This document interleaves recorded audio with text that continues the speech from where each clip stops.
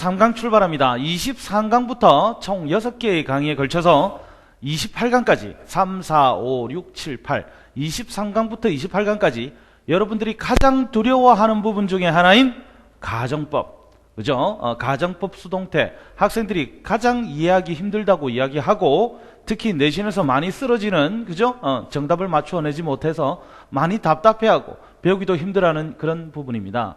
그렇기 때문에 선생님이 이 가정법 영역에서는 상당히 자세하게, 평소보다 더욱더 자세하게, 원래 평소에도 자세하게 하지만 더욱더 자세하게 설명할 테니 잘 들어보거라. alright? 자, 그런데 이제 영어 문법에서는 이제 법이라는 말이 나와요. 법의 종류, 그러니까 여러분들은 민법, 형법, 민사소송법, 형사소송법을 떠올리겠지만 영어 문법에서 말하는 이 법은 미국 사람들이 쓴 문법 체계는 뭐라고 되어 있냐 하면 무드라고 되어 있어요. 무드. 무드가 뭐야? 분위기잖아. 분위기 잡는다 그러잖아. 그치?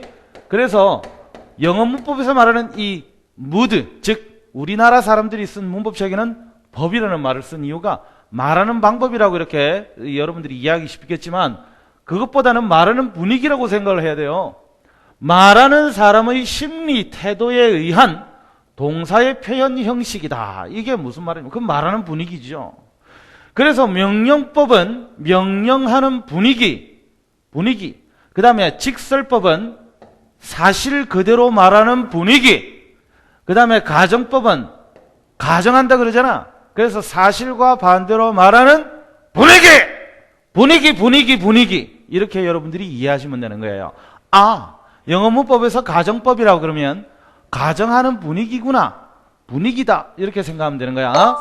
자, 그러면 이제 명령하는 분위기 한번 들어가 볼까? Give me something to drink. 자, 주세요 나에게 뭔가 마실 것을 달라 이 말이죠. 명령하는 분위기죠. 그래서 명령법이라 그런 거예요. 자, 그 다음에 직설법은 I am thirsty. 자, thirsty가 갈증이 나는 이란 뜻이잖아, 그죠? 그래서 나는 목말라요 라고 사실 그대로 말하는 분위기, 그죠? 그 다음에 이제 가정법, 가정하는 분위기죠. I wish I had something to drink. 무슨 말이야? 나에게 마실 것 좀 갖다 주세요. 이거는 명령하는 분위기. 나는 목말라요. 사실 그대로 말하는 분위기. I wish 뭐 하면 좋을 텐데. I had something to drink. 마실 것이 있다면 좋을 텐데. 지금 마실 게 없어서 유감이거든. 지금 마실 게 없어요. 그래서 마실 게 있으면 얼마나 좋을까라고 사실과 반대로 가정하는 분위기 이거거든. 그래서 영어 문법에서 말하는 법이라 하면 명령법, 직설법, 가정법이라는 게 있습니다. 영어 문법은 이 용어 때문에 학생들이 배우기 상당히 힘들어합니다. 그래서 선생님이 조금이라도 용어가 여러분들에게 부담스럽거나 어렵다고 판단될 때 선생님이 이렇게 풀어서 설명을 할 테니까 잘 듣도록 합니다. alright? 자, 명령법은 동사의 원형을 사용한다. 명령은 상대방에게 함으로 주어 유를 생략하는 것이 보통이지만 특히 상대방의 주의를 끌려고 할 때는 사용한다 이 말인데, 여러분들 배웠죠? 명령문은 동사 원형으로 시작하지만 사실상 그 앞에 you가 생략되어 있다고 생각하라 그랬죠? 이해됩니까? 오케이. 자, 그 다음에 예문을 보면 You read the first paragraph, John. 그러면 여기 맨 앞에 있는 이 you는 생략이 가능하다는 이야기네. 그렇지? 첫 번째 paragraph를 읽어라, John 하고 이렇게 명령하고 있죠, 선생님이 학생에게. 자, 그 다음 문장 보면 You don't forget to post a letter. 자, You don't forget. 글자 그대로 번역하면 너는 까먹지 않는다. To post a letter. 편지를 붙일 것을 까먹지 않는다지만 이게 명령문일 때는, 그죠? Don't forget to post a letter. 편지 붙일 것을 까먹지 마. 잊어버리지 마. 이렇게 여러분들이 이해해야 되거든.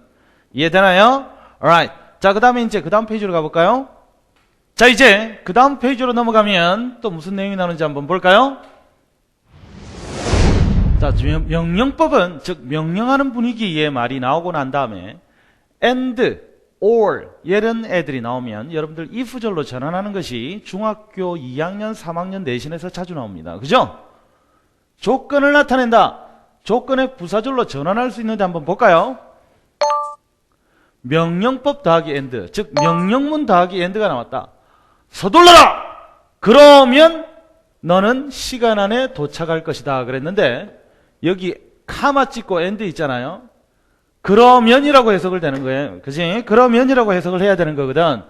그래서 여기 말하는 이 카마 찍고 엔드는 그러면 서둘러라. 그러면 너는 시간 안에 도착할 것이다. 이 말은 네가 서두른다면이라고 해석을 해도 되죠. 그지? 그래서 if you hurry up 이렇게 되는 거야. 그죠? if you hurry up. 네가 만약에 서두른다면 이렇게 되는 거예요. 그죠? 오케이. 자, 그래서 네가 만약 서두른다면 해서 요렇게 지워볼까요? 오케이. 자, 잘 보이죠? 그러면 if you hurry up, 네가 만약 서두른다면 you will be in time. if 절로 바꿀 수 있다는 것. 요거 조심해야 되거든. 그래서 여기 if를 선생님이 이렇게 동그라미를 치고 쫙 꺼보겠어요. 이렇게 카마까지. 그럼 이게 하나의 부사 덩어리가 되죠. 이해되나? 그래서 하나의 부사, 선생님 그 초속 3단어 직독직해 이론에 보면, 속독속해 이론에 보면 if 절은 하나의 부사 5번의 조건의 부사절이었습니다. 그죠? 그래서 if you hurry up으로 바꿀 수 있다. 명령문 더하기 엔드는 if 더하기 주어 동사로 바꿀 수 있다. 명령법 뒤에 or이 나오면 뭐뭐 해라. 그렇지 않으면이 되는 거예요. 그래서 hurry up 명령문이 나왔죠. 그 다음에 카마 찍고 or이 나왔단 말이야. 그지? 카마 찍고 or. 얘를 갖다가 한글로 해석을 하자면 어떻게 된다? 오케이. 자, 검정색으로 해볼까? 검정색에 잘 보이죠? 오케이. 그렇지 않으면이 되는 거야. 그렇지 않으면, 그러면 명령문 뒤에 or이 나오면 뭐뭐 해라. 그렇지 않으면 이렇게 되거든. 서둘러라. 그렇지 않으면 너는 지각할 거야. 당연히 if you do not hurry up, if you don't hurry up. 그래서 여기에 있는 이 if 있잖아요. if you don't hurry up 이렇게 카마가 나오거든. 그래서 여기 뭐가 있어요? do not. 그지? 부정문을 나타내는 not이 나왔어요. 그래서 if you don't hurry up 이렇게 되는 거단 말이야. 그러면 if와 not은 한 단어로 하면 unless라는 녀석이 있어요. 여기 unless 나왔죠. 그죠? if와 not이 합쳐지면 unless가 이렇게 나옵니다.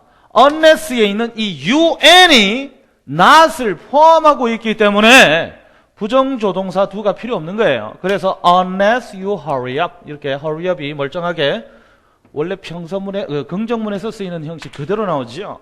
자, 왜 이렇게 do not이 다 사라졌을까? unless가 not을 가지고 있어요. 그 속에 포함하고 있어요. 이해됩니까? Alright. 자, 그래서 if you don't hurry up은 unless you hurry up으로 바꿀 수 있다. 이거 전부 다 조건의 부사절입니다. 여기서 언급했던 것처럼. 자, 그 다음에 이제 let him go there. 자, let은 목적어가 목적 보호하게 해주세요 이 말이거든. 자, 그래서 원래 let은 여러분들이 선생님이 그 12강에서 사역동사 지각동사를 했었습니다. 그래서 12강에서 언급했던 대로 사역동사에 해당되는 허락하다의 의미의 동사이기 때문에 이 let은 오형식이고 him 얘는 목적어고 go 얘는 목적 보호로서 동사 원형이 오잖아. 그래서 허락해라. 그가 거기에 가도록 그가 거기에 가게 해주세요 이 말이에요. 그치? 자, 그러면 이제 let each man do his best. 자, each man을 이렇게 단수로 his로 받았는데 요즘은 이게 이제 예전의 문법에서는 남성 대표 단수라 그래서 여성을 포함하는 의미였지만 전 세계적으로 또 진짜 페미니스트 그죠? 여성 인권 운동가들이 가만히 안 있었어요. 그래서 여러분들이 독해를 하다 보면 his or her 이런 거 많이 보죠. 그죠? 굳이 일일이 다 his or her 이렇게 하고 있어요. 남자 여자를 성적 차별을 없애기 위해서 그렇지. Let each man do his best. 그러면 각자가 최선을 다하도록 하게 해주세요 이 말이에요. 됐지? 자, 그 다음에 명령법에는 let을 사용하는 형식이 있다. 자, 그러면 이게 let us를 하게 되면 다음과 같은 구별이 있다. 자, 두 가지 의미가 있다고 생각하면 되는 거예요. Let us go 그러면 이제 가자 이 말이죠. Let's go. 그래서 let us를 줄여서 let's라고 하잖아. 그지? let's. 그래서 let us를 이렇게 줄여서 let 하고 난 다음에 어포스트로피 찍고 s를 쓰잖아요. Let's go 이 말이지. 그 다음에 let us go 이렇게 딱 쓸 때는 이때는 저희들을 보내주세요. 저희들을 가게 해주세요 이 말이에요. 알았죠? 이렇게 허가의 의미를 이렇게 상대방에게 허락을 구하는 그런 표현이기도 하다 이 말이야. 자, let은 3인칭에 대한 명령을 나타내는 주의할 용법이 있다. 3인칭에 대한 명령이에요. Let each man do his best. 여기서 적었던 문장 한 번 더 나왔죠. 이게 3인칭에 대한 명령을 나타낸다. 이 말은 뭐냐 하면 즉 상대방에게 명령을 하는 것이 아니라 각자가 최선을 다하도록 이렇게 하게 해달라 이 말이에요. 이해됩니까? Each man should do his best. 즉 각자가 최선을 다해야 하는 의무를 이 문장 속에는 담고 있다는 거예요. 이해됩니까? 오케이. 자, 이제 그 다음 페이지로 갈 텐데 선생님이 지금 2페이지에 걸쳐서 가정법 한다고 그래놓고 계속 명령문 이야기만 하고 있어요. 그치? 자, 이제 24강으로 넘어가기 전에 23강의 마지막 페이지인 이 다음 페이지에서는 가정법에 대한 전반적인 틀이 영어로 뭐예요? frame을 제시하고자 합니다. 자, 볼까요? 그러면 자, 첫 번째 핵심 포인트로 뭐가 나오느냐 하면 가정법의 종류라고 되어 있습니다. 자, 가정법의 종류가 어떤 게 있는지 좀 사실 골고 짚습니다. 알겠죠? 잘 들으세요. 자, 조건절이 있고 귀결절이. 자, 아까 내가 처음에 이야기했던 것처럼 문법은 용어가 어렵습니다. 그치? 용어가 어려워서 여러분들이 잘 이해가 안 돼요. 그래서 선생님이 풀어서 이야기할게요. 자, 조건절이란 말은 뭐냐 하면 뭐뭐 한다면 이라고 조건을 걸어주는 절이다 이렇게 생각하면 되는 거고, 귀결절, 여러분들 귀가 이제 돌아갈 귀예요. 그치? 그런데 결론으로 돌아가는 절이에요. 귀결된다는 말이 뭐냐면, 귀결절이 뭐냐 하면 뭐뭐 하는 그 조건에 대한 결과로 나타나는 절이에요. 그래서 뭐뭐 할 것이다. 그리고 가정법 과거 완료로 내려가면 뭐뭐 할 텐데 라고 이렇게 결론을 내리는 절이에요. 알았죠? 자, 그래서 가정법 현재부터 한번 내려가겠는데, 일단 선생님이 내용물을 채우기 전에 여러분들에게 이렇게 설명을 한번 해보고 싶어요. 가정법 현재, 가정법 미래, 가정법 과거 완료, 그 다음 혼합가정법에서 선생님이 이렇게 분류를 한번 짓고 싶어요. 내 말 잘 들어. 지금부터 잘 들어. 놓치면 안 돼. 자, 여기 바라바라바라바 가정법 현재와 미래를, 그죠? 가정법 과거 완료, 혼합가정법 이렇게 반으로 나누어 보겠습니다. 이렇게. 왜 이렇게 반으로 나누느냐? 자, 지금부터 설명할 테니까 잘 들으라. 왜 이렇게 반으로 나누느냐? 그 이유는 여기는 있을 수도 있고 없을 수도 있는 그런 상황을 이야기하는, 즉 가능성이 조금이라도 있는 영역이고, 여기는 가능성 제로예요. 왜? 사실과 반대로 말하는 애들이에요. 자, 이 말이 무슨 말인지 다시 한번 이야기해 볼게요. 여기는 조건절인, 그야말로 글자 그대로 조건절이기 때문에 직설법이라는 것이 나올 수가 없습니다. 자, 직설법이라는 게 나올 수 없다. 이 말이 무슨 말이냐 하면, 내가 만약 지금 돈이 있다면 그 자동차를 살 텐데 이렇게 이야기를 했다면, 이것은 사실은 내가 돈이 아직 부족하거나 뭐 없어서 그 차를 못 산다는 말하고 똑같잖아. 그지? 그래서 돈이 없어서 그 차를 못 산다는 말은 사실 그대로 말하는 분위기니까 직설법. 처음에 이야기했죠? 근데 내가 그걸 그대로 이제 가정법으로 바꾸면 가정법 과거가 돼가지고 말이야, 내가 돈이 있으면 그 차를 살 텐데 이렇게 이야기하는 걸 가정법 과거라 그래요. 그러나 이것은 또 달라요. 내가 복권에 당첨된다면 그 차를 살 수 있을 것이다. 자, 복권에 당첨된다는 것은 가능성이 희박합니까? 높습니까? 희박하죠. 그지? 희박해요. 그러면 가정법의 미래로 들어갑니다. 알겠습니까? 그 다음에 내가 스카이, 그죠? 서울대, 고려대, 연세대 이런 스카이 대학에 들어간다면 바로 부모님이 나에게 차를 한 대 시원하게 뽑아줄 것이다. 가능성이 있죠. 네가 열심히 공부하면 가능성이 있잖아요. 무슨 말인지 이해됩니까? 그런 건 단순한 조건이기 때문에 내가 스카이에 들어간다면, 그지? 소위 말하는 상위권 대학에 들어가게 되면 부모님께서 나에게 차를 사줄 것이다. 그것은 가정법 현재 단순한 조건으로 들어갑니다. 로또에 당첨된다 이런 좀 실현 불가능하거나 가능성이 많이 떨어질 때 가정법 미래로 들어가게 되고, 아예 있을 수 없는 지금 현재 사실과 반대로 이야기할 때는 가정법 과거로 들어가 버리는 거예요. 이렇게 조건의 성격에 따라서 이렇게 분류를 해놓은 것이다 이 말입니다. 이걸 개념을 이해를 못하고 너희들이 그냥 이걸 억지로 외우려고 하니까 선생님 때도 그랬어요. 선생님도 이걸 외우는데 제일 이해 안 됐던 부분이 뭐냐 하면 가정법 현재라 그래가지고 현재니까 현재죠. 그지? 이것하고 이것의 차이점을 몰랐습니다. 선생님이 중학교 3학년 때 이걸 처음 배웠는데 if 더하기 주어 더하기 should 더하기 동사원형이 나오면 should는 도대체 얘랑 어떤 차이가 있는지도 잘 몰랐고 선생님도 솔직히 지금은 알죠. 지금은 압니다. 선생님이 학창시절에 몰라서 모르고 그냥 억지로 외웠었어요. 자, would를 쓰면 또 어떤 차이가 있는지도 잘 몰랐고 그 다음에 if 더하기 주어 더하기 were to 얘는 또 이상하게 생긴 놈이 왜 나오는지 잘 이해를 못했었습니다. 근데 다 달라요. 다르니까 이렇게 선생님 분류를 하고 있죠. 그죠? 그 다음에 가정법 과거 if 더하기 주어 더하기 과거형이에요. 그런데 선생님이 가장 이해가 안 됐던 부분은 얘도 만약 뭐뭐 하다면 이라는 뜻이고 얘도 만약 뭐뭐 한다면 이라는 둘 다 현재 사실에 대해서 조건을 거는 거예요. 그런데 여기는 현재형이고 여기는 과거형이에요. 여기 과거형이라서 제목이 가정법 과거거든. 이게 왜 그런지 선생님은 이해를 못했어요. 그래서 이 부분에 대한 설명을 칠판 쪽에서 잠깐 선생님이 설명하고 다시 돌아오겠어요. Alright? 자, 칠판 쪽으로 한번 이동을 해볼까요? 자, 잘 봅니다. 만약 내일 비가 온다면 이라고 해보겠어요. 그러면 if it rains tomorrow예요. 그지? 만약 내일 비가 온다면 내일 비가 올 수도 있고 안 올 수도 있지 않습니까? 맞죠? 그런데 만약 내일 if I were a bird 내일이 아니고 내가 지금 만약 새라면이라고 해봅시다. 그지? 만약 내가 새라면 이게 가능합니까? 그죠? 내가 만약 새라면 그러면 여러분 내일 비가 온다면 이라고 그러면 이거는 비가 올 수도 있고 안 올 수도 있는 상황이기 때문에 단순한 조건으로 처리가 되고 하지만 이것은 뭐야? 사실과 반대예요. 내가 새가 아니잖아요.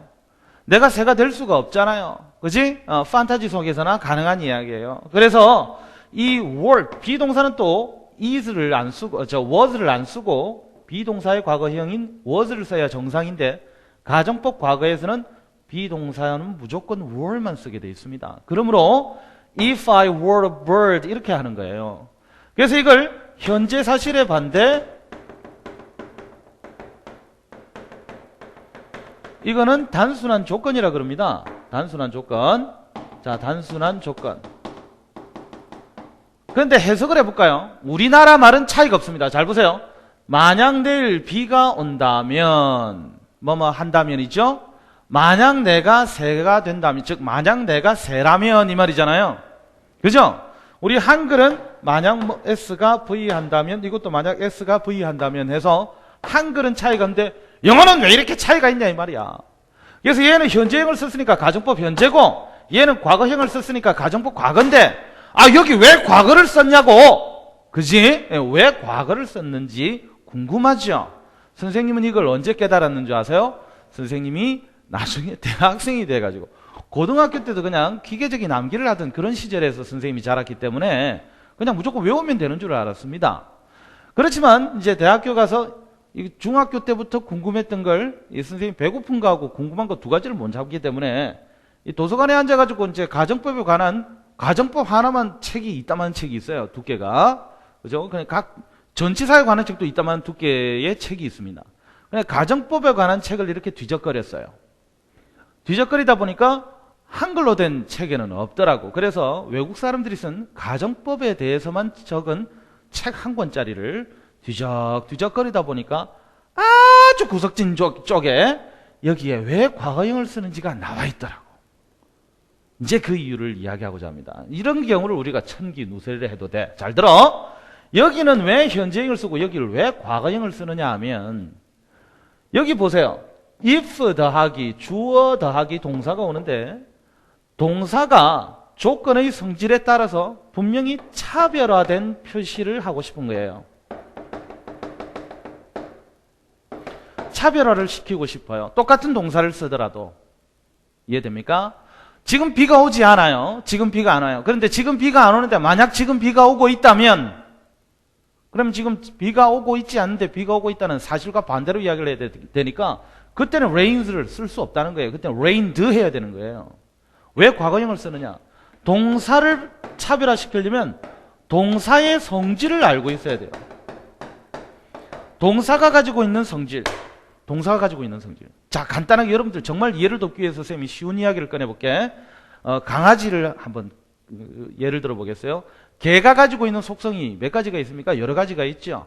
하지만 다른 동물과 구별되는 가장 두드러진 특징 두 가지가 뭡니까? 주인이 오면 꼬리를 흔듭니다. 애정의 표현으로 꼬리를 막 흔들어요. wagging. The dog is wagging. W-A-G. wag이 꼬리를 흔들다거든.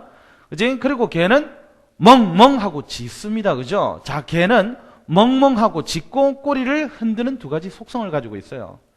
동사의 성질은 어떤 성질이 있느냐 하면 일단 수, 시제, 태, 형식 네 가지 성질을 우리가 문법 문제를 풀 때는 알고 있어야 되지만 모든 동사가 공통적으로 가지고 있는 성질, 오케이? 모든 동사가 공통적으로 가지고 있는 성질은 어떤 동사도 예외 없이 공통적으로 가지고 있는 성질은 시제 변화를 한다는 거예요. 아, 동사는 자동사건 타동사건, 그죠? 태변화는 타동사만 하는 건데 자동사든 타동사든 모든 동사가 가지고 있는 성질은 시제가 변한다는 거예요. 시제 변화가 뭐예요? 현재형이 있고 과거형이 있고 현재 완료형, 과거 완료형. 선생님이 여러분들에게 시제 파트에서 이야기했었죠? 14강에서 18강까지가 뭐였어요? 시제 파트잖아. 그렇지? 14강에서 동사는 12시제 변화를 한다는 이야기를 했었죠? 그래서 동사의 성질이 시제 변화를 하더라는 거야. 자, 저 멀리서 개인지 고양인지 잘 모르겠어요. 그런데 고양이는 꼬리를 흔들 때는 있지만 개처럼 그렇게 정신없이 흔들지는 않아요. 잘 안 보여. 잘 안 보이는데 제가 지금 고양인지 개인지 알고 싶어요. 근데 제가 꼬리를 엄청 심하게 흔들고 있어요. 그런데다가 멍멍 소리가 나요. 그럼 쟤는 뭐야? 고양이처럼 생겼어도 우리가 고양이라고 하지 않고 개라고 이야기하잖아. 동사가 가지고 있는 성질은 시제가 변한다는 이야기예요. 그래서 모든 동사들에게 적용되는 시제 변화를 이용해서 비록 현재 사실임에도 불구하고 얘하고 다르다고 표현하기 위해서 과거형을 땡겨버린 거야. 그러니까 영어 공부를 하는 영어 문화권이 아닌 다른 모든 전 세계 모든 학생들이 아니 현재 사실에 반대인데 왜 과거형을 썼냐고. 현재 사실에 반대인데 왜 이름이 가정법 과거냐고. 그지? 왜 가정법 과거를 쓰느냐. 현재 사실에 반대인데 왜 과거형을 쓰느냐. 이게 내가 정말 이해되지 못했던 학창시절에 정말 궁금했던 부분이에요. 선생님한테 질문해도 대답도 안 하고, 그지? 얼굴이 똥색이 돼가지고 그냥 대충 넘어가고 말이야. 그래서 선생님 이걸 이해를 못했었는데 나중에 대학 가서 도서관에 앉아서 해결하고 그날 멍하니 멍 때리고 1시간 동안 앉아 있었던 적이 있었어요. 엄청난 발견을 한 거죠. 자, 다시 이야기합니다. 여러분들은 이제 억지로 외우지 마세요. 현재 사실에 반대인데 왜 과거형을 썼는지 그 이유는 오늘 알게 됐어요. 방금 이야기했어요. 지금 한 말이 이해가 안 되는 사람은 조금 앞으로 돌아가서 다시 한번 들어보세요. 동사는, 그죠? 이 동사와 이 동사의 차별을 시키고 싶었다 이 말이죠. 그 차별화는 어디에서 왔다? 모든 동사에게 공통적인 성질, 즉 동사는 시제 변화를 하더라. 그리고 얘랑은 다르다는 차별화를 하기 위해서 모든 동사가 공통적으로 가지고 있는 시제라는 속성을 이용해서 얘를 멀쩡한 현재형을 과거형으로 바꿔버리면 if가 있는 상태에서 if절의 동사를 과거형으로 바꿨더니 현재 사실과는 반대더라. 이런 의미를 활용하는 거예요. 자, 이해됐습니까? 오케이. 자, 워낙 어려운 개념이기 때문에 선생님이 이렇게 장황하게 설명을 했었습니다. 다시 돌아가 볼까? 자, 그러니까 아까 선생님이 칠판에서 이야기했던 대로 여기 가정법 현재는 현재형을 쓰는 것이고 가정법 과거는 과거형을 쓰는 것이다. 이름 그대로 현재, 과거.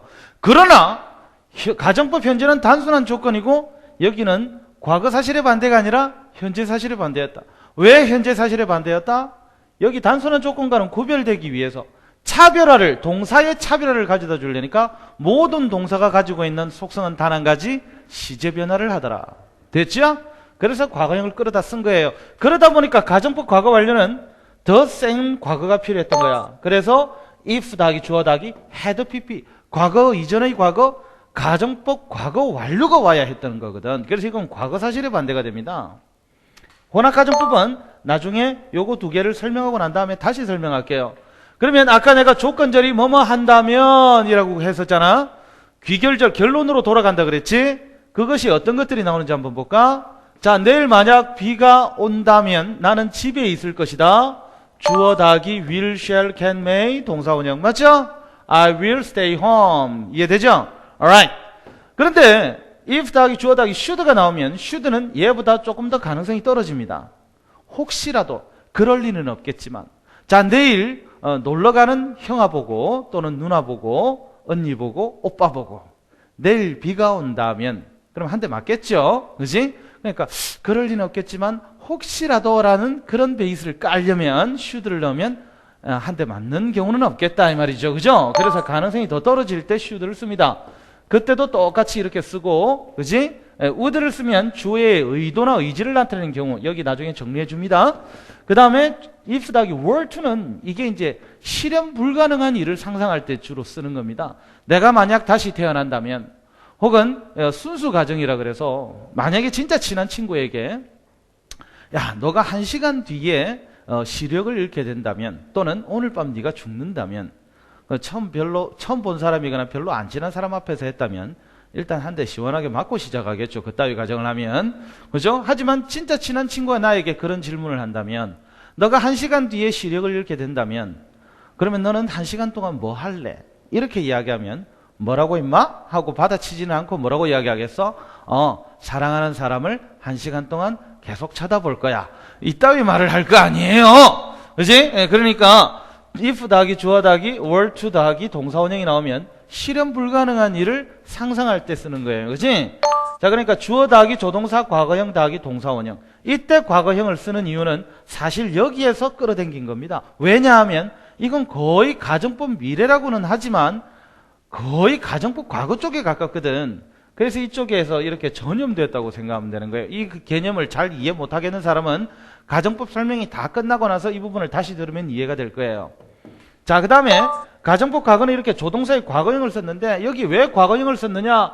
will의 과거형인 would, shall의 과거형인 should, can의 과거형인 could, may의 과거형인 might. 조동사 파트에서 다 배웠죠. would, should, could, might. would, should, could, might 동사원형. 왜 이 자리에 과거형을 썼느냐? 여기 과거형을 썼잖아. 맞지? 그래서 여기도 조동사도 과거형을 쓰는 거야. 여기 과거형을 썼기 때문에 had pp를 쓸 수밖에 없었거든. 그러면 조동사 과거형을 또 어떻게 바꾸느냐? 과거형은 손댈 수가 없어. 그래서 조동사 과거형 뒤에 동사원형을 have pp로 바꿨어. 여러분들 보면 그 14강에서 18강까지가 시제 파트에 있는데 19강부터 조동사 있지 않았습니까? 그죠? 19강 조동사에서 보면 must가 강한 추측일 때 뭐뭐 함에 틀림없다 must 더하기 동사원형, 뭐뭐 했음에 틀림없다 must 더하기 have pp. 자, 그 할머니는 젊었을 때 미녀였음에 틀림없다. 영어로 해보자. The old woman must have been 해야 됩니다. 그죠? 조동사 뒤에 must 뒤에 was를 쓸 수 없기 때문에 조동사 뒤에 과거형을 쓰고 싶어도 동사원형을 적어야 되기 때문에 have pp를 썼다는 거 이야기 기억나죠? 그렇기 때문에 여기서도 마찬가지 이렇게 시제를 한 시제 땡겨버렸기 때문에 조동사 과거형은 그대로 두고 뒤에 있는 동사원형을 have pp로 바꿨다. 이렇게 이해하면 되는 거예요. 그러면 혼합가정법은 아까 선생님이 말한 대로 요거 두 개 다 설명하고 해주기로 했었죠? 자, 다시 한번 설명해 볼게. 만약 뭐뭐 한다면 뭐뭐 할 텐데. 여기 있는 이 텐데가 이 조동사 과거형이라고 생각하면 되는 거예요. 이 텐데 있죠? 텐데가 조동사의 과거형이다. 이렇게 여러분들이 이해를 하셔야 됩니다. 이해됩니까? 자, 그래서 만약 뭐뭐 한다면 뭐뭐 할 텐데, 만약 뭐뭐 했다면 뭐뭐 했을 텐데 이렇게 되는 거예요. 됐죠? 만약 뭐뭐 하다면 뭐뭐 할 텐데, 만약 뭐뭐 했더라면 뭐뭐 했을 텐데. 그러면 내가 고등학교 때 열심히 공부했더라면 지금은 스카이 대삐리일 텐데 이렇게 이야기할 수 있잖아요. 맞죠? 그러니까 내가 과거에 뭐뭐 했더라면 지금은 뭐뭐 할 텐데 이렇게 이야기를 할 수 있거든. 그러니까 이건 섞였잖아요. 이렇게. 그래서 혼합이다 이 말이에요. 이해되죠? 자, 그럼 이제 다시 마지막 정리해 본다. 조동사 과거형 더하기 동사원형이니까 마지막 정리 한번 해볼까요? 자, 이건 조건의 부사절과 동일하다. 만약 뭐뭐 하다면 뭐뭐 할 것이다. 단순한 조건. 그 다음에 should를 쓰면 미래 사실에 대한 의심. 어떤 문법책에는 강한 의심이라 되어 있는데 혹시라도 그럴 리는 없겠지만 이런 의미가 담겨 있다. 그 다음에 would가 들어가면 주어의 의도, 의지. 자, 지금 이걸 한꺼번에 여러분들이 그냥 총괄적으로 개요라고 보면 됩니다. 총괄적인 설명이지 여기에 대한 자세한 설명은 이 다음 강의에서 계속 이어집니다. 그 다음 조동사의 과거형 더하기 were to를 쓰면 실현 불가능을 상상하거나 아까 이야기한 것처럼 순수 가정이 있었죠. 너가 오늘 밤에 죽는다면 이런 거. 그 다음에 가정법 과거는 현재 미래 사실의 반대. 그 다음에 과거 사실의 반대. 그죠? 그 다음에 현재 미래 사실의 반대와 과거 사실의 반대가 이렇게 섞인 것이다. 혼합가정법은 잘 이해가 되는데 어떤 아이들은 선생님이 실현 불가능을 상상하는 즉 were to 여기에서 말하는 순수 가정을 잘 이해 못하는 아이들이 있습니다. 좀 더 부연해 주자면 보험회사 직원이 그렇죠? 보험회사 직원이 어떤 앞으로 있을 재해에 대비해서 고객에게 설명을 하는데 말이에요. 그죠? 당신이 앞으로 10년 안에 암으로 죽고 그지 뭐로 하고 교통사고 일어나서 당신이 그 자리에서 현장에서 즉사하고 이런 이야기 할 때 듣는 고객 입장에서는 재수없는 소리로밖에 안 들리잖아요. 그런 상황에서 하지만 미래를 대비한다는 차원에서 순수하게 가정하는 거지 그 사람이 나한테 악감정을 가지고 이야기하는 게 아니잖아. 그때 뭘 쓴다? were to 쓴다 이 말이야. 이해됩니까? 오케이. 이렇게 영어에서의 가정은 동사의 시제에 따른 표현법이 너무나도 화려하기 때문에 우리 국어가 열등하다는 건 아니에요. 우리 국어는 화려하지 않은데 아주 단순하고 심플해요. 근데 영어는 이렇게 복잡 다양해요. 그러니까 네가 어려운 거야. 배우기가 어려운 거야. 그러니까 머릿속에 이렇게 틀을 갖추어서 구조별 종류별로 이렇게 정확하게 구별 지어 놓으면 가정법을 충분히 이해하실 수가 있습니다. 자, 이제 그러면 그 다음 강의에서부터 가정법을 낱낱이 이렇게 현재, 미래, 과거, 과거 완료 혼합 가정법으로 차근차근 보다 더 자세하게 공부해 봅시다. alright?